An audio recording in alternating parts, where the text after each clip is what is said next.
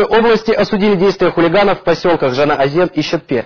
На митинги по всему региону вышло около 30 тысяч человек. Одно из собраний прошло в здании нового медиплавильного завода. Большинство рабочих пришли сюда после окончания дневной смены. Коллектив Косцинка осудил действия хулиганов и грабителей, которые в праздничные дни орудовали в Жанаозене и Щетпе. По мнению простых металлургов, трудовым спором воспользовались криминальные элементы. Ошибка местных профсоюзов в том, что они вовремя не смогли объяснить нефтяникам разумные способы отстаивания своих прав.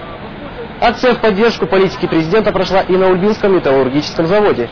Работники одного из самых высокоиндустриальных производств Казахстана одобрили политику главы государства, направленную на индустриализацию экономики и дальнейший рост благосостояния всех казахстанцев. Мы решительно осуждаем эти действия. Мир, единство и согласие – это те фундаментальные ценности, при помощи которых динамично развивается наш Казахстан. И мы должны бережно относиться к этим ценностям.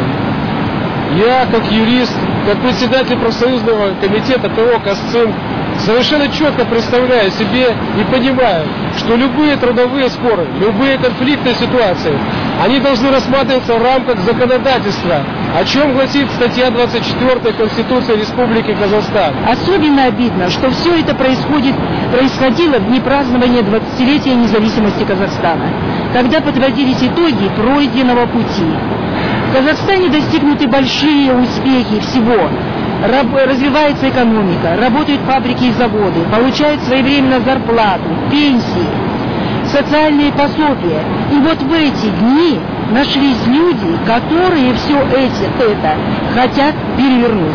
Единство, согласие, солидарность – вот те три направления, по которым мы должны жить. И тогда Казахстан будет идти вперед. И о том, что происходит